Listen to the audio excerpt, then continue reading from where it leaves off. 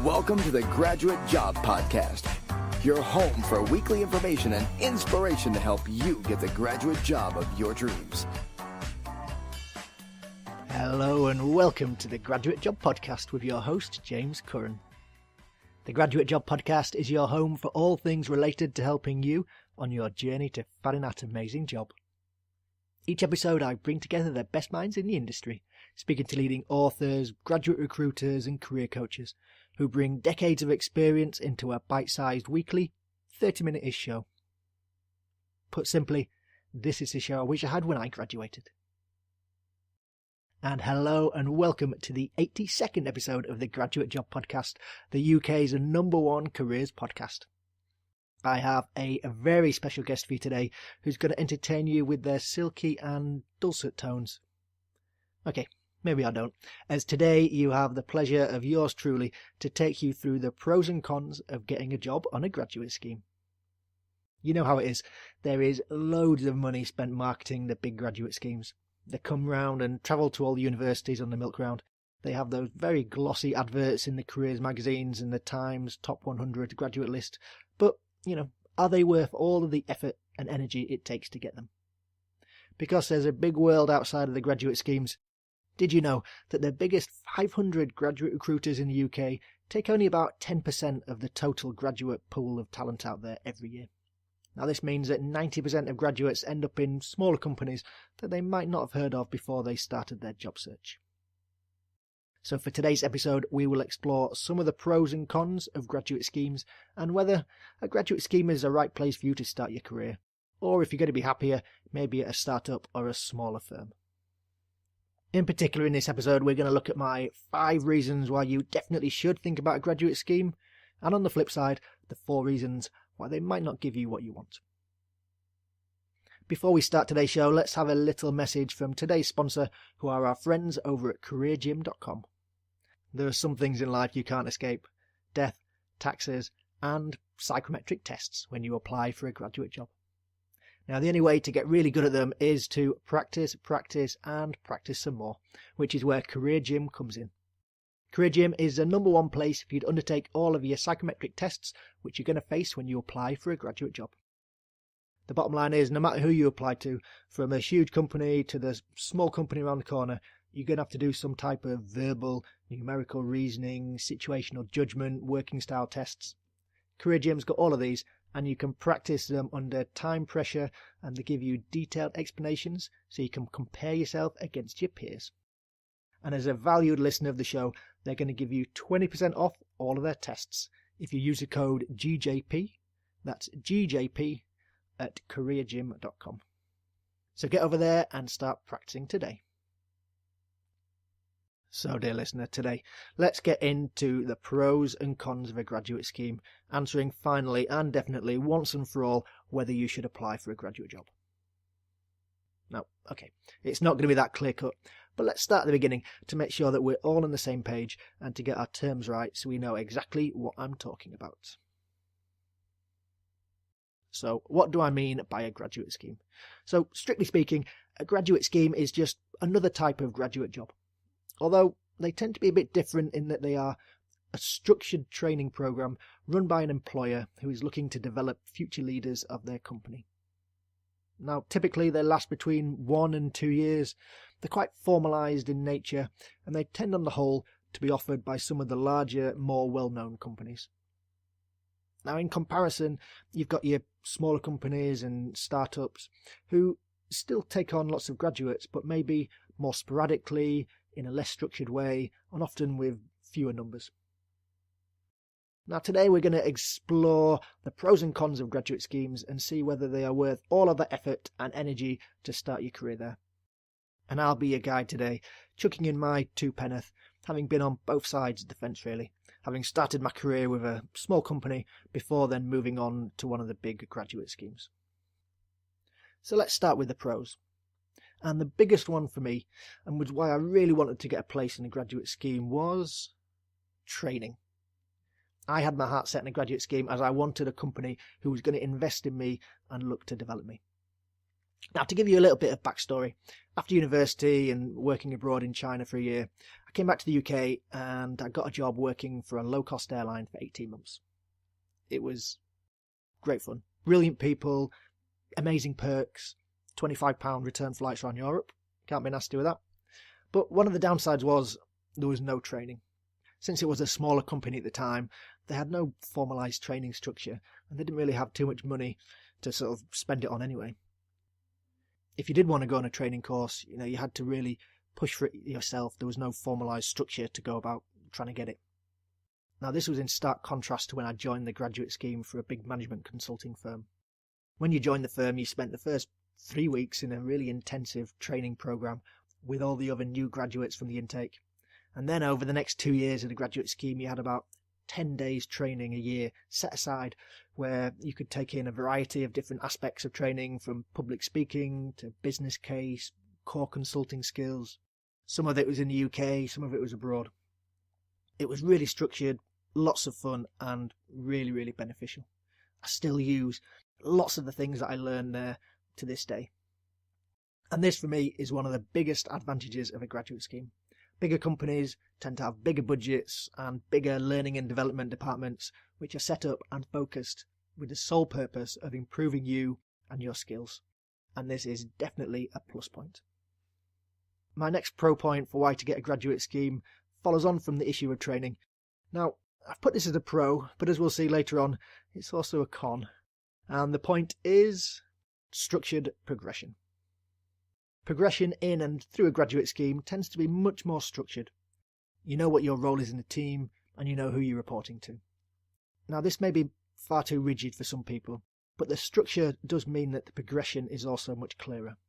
For example, on the scheme I joined at the consulting firm, I knew the graduate scheme was 2 years in length, and at the end of it, you're either going to get promoted to consultant or you're going to get shown the door. Now, after being promoted initially, you'll be in grade for between 1 to 2 years, depending on performance, and then you'll get promoted to senior consultant. And after that, it's another 2 to 3 years before you'll get promoted again. You knew what was expected of you to progress through the grades. I mean, when you joined, there was a very clear progression laid out and detailing what was needed at each of the different stages to get promoted. By comparison, at the low-cost airline, nothing was defined, so I had no idea of how or if I would be able to progress through the ranks or when the next role would be available. For some people, having this really clear and defined structure and progression ticks all the boxes. Although, as we'll discuss later on, it's not ideal for everybody. So, moving on to plus point number 3 is salaries. Yep, money makes the world go round, and rightly or wrongly, it is a big draw for many graduates starting out from university. And yes, starting salaries on graduate schemes do tend to be higher.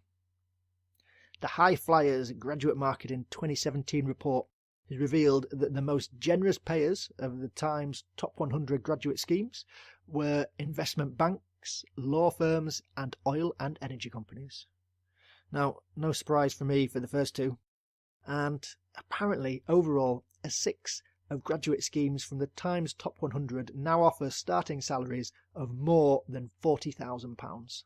Wow. With 13 of the UK's best known graduate schemes paying wages of at least £45,000 for their 2017 intake. Now, you might not be surprised by the fact that investment banks are paying high salaries, but there's lots of other companies in there, such as Aldi, who are paying £44,000 and giving you an Audi A4 to join their graduate scheme. But these companies aren't giving you these wages out of the goodness of their hearts, and you are going to be expected to work, and hard, and long. Don't be expecting 9 to 5 and flexi time with starting salaries like that. And as well as the pay, you can also expect nice benefits such as private healthcare, pension, and goodies like that. Now, not that you're not going to get these at smaller companies or startups, but again, on the whole, bigger companies are known for paying bigger salaries and having bigger benefits, which for lots of people is a big plus. Now, next up in the pros is prestige. Coupled with the nice pay packet, there's also that prestige in working for a big, recognisable company. Having a prestigious name in your CV is going to stand you in good stead for no matter where you go and what you do further in your career. You're going to be desirable for a couple of reasons. One is that companies know how difficult it is to get on a graduate scheme in the first place. So in effect, you've been pre-selected. If you were good enough to work for famous and prestigious company X, you're probably good enough to work for smaller startup Y.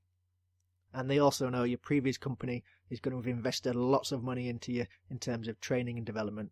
So they can just take advantage of all of that. As a result, getting on a graduate scheme is going to open doors for you further down the line and help you to get that first interview if, and more likely when, you do decide to leave. There's also the intangible benefits of being able to link into the alumni network of people from your prestigious firm who've probably gone on to do some really interesting and exciting things.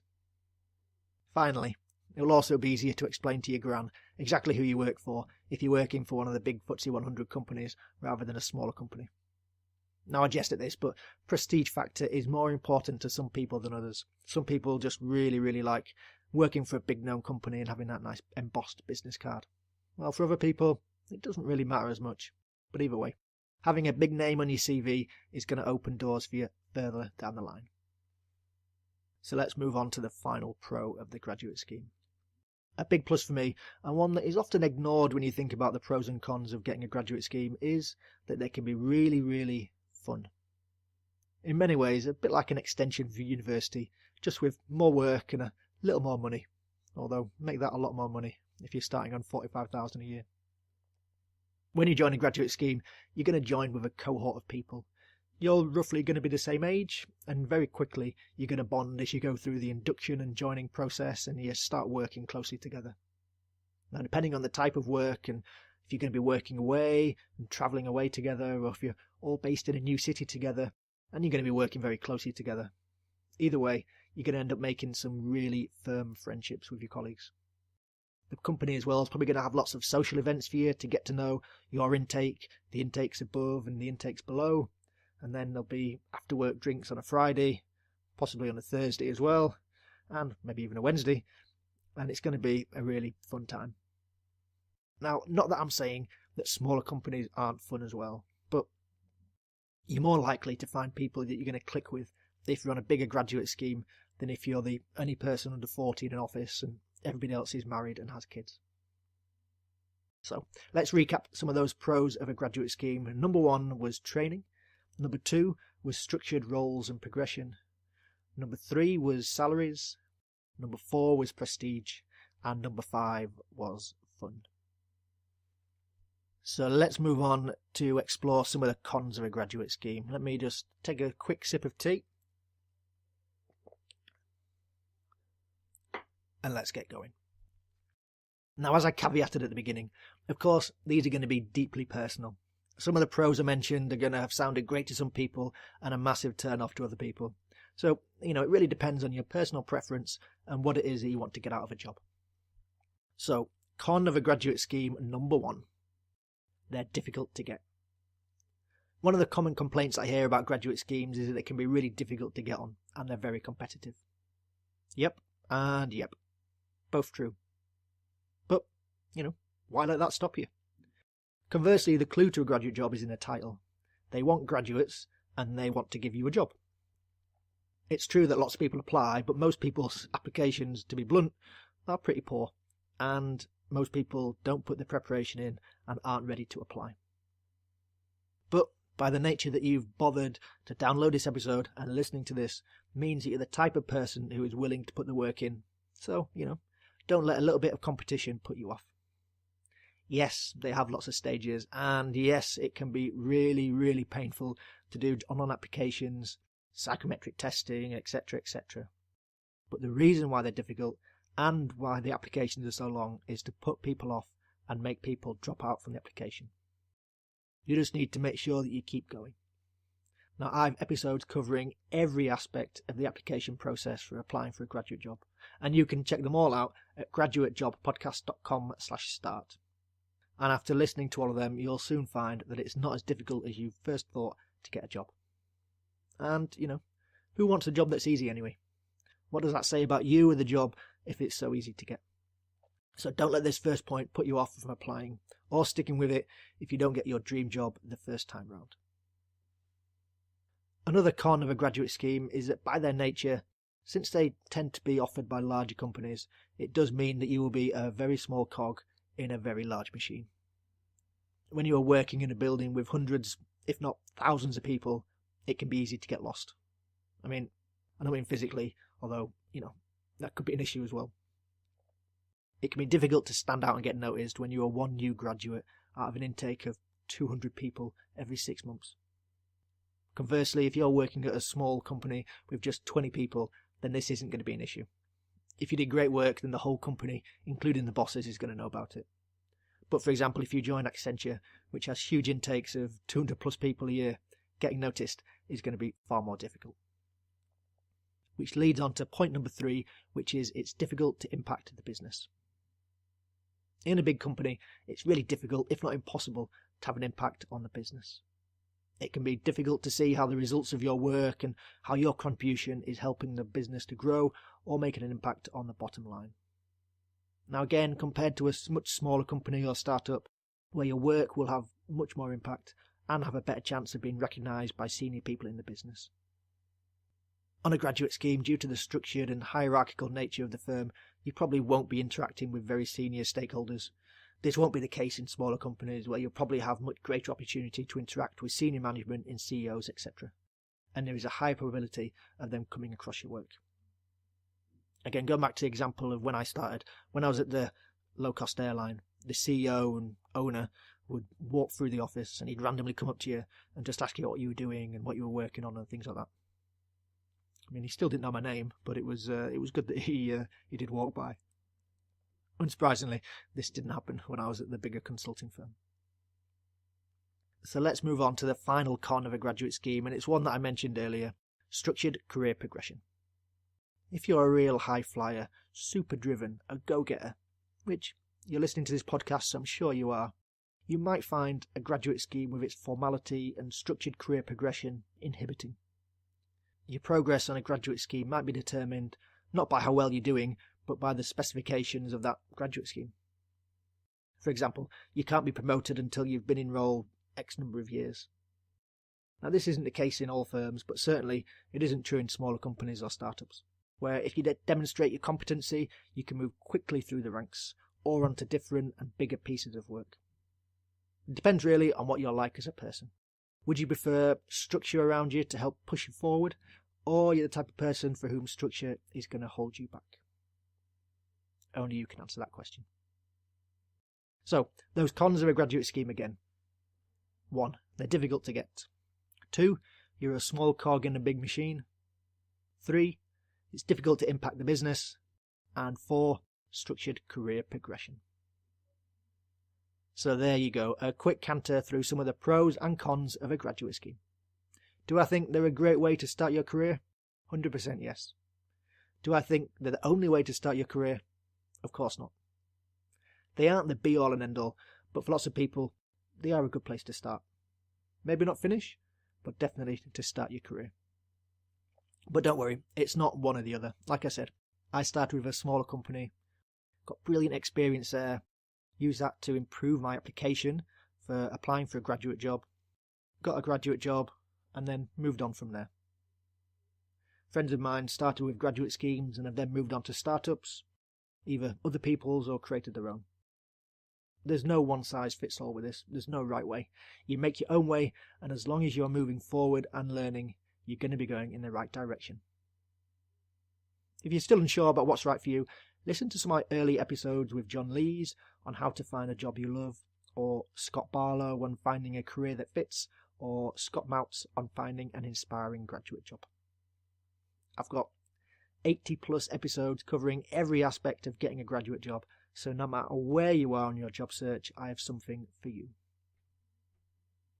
Now, for all the links and a full transcript of everything that I've talked about today, check out the show notes at graduatejobpodcast.com/graduate scheme. Now, after having listened to this, if you do think that a graduate scheme is the way you want to go, then boy, do I have something for you. I'm distilling down all of my years of knowledge into one brilliant online course, cunningly called How to Get a Graduate Job. Now, the course is still being worked on, But if you want to be the first to find out about it and to get it at a very special discount, never to be repeated price, including some amazing special offers, head on over to graduatejobpodcast.com/course and leave me your email. I will be in touch as soon as it's ready to go live.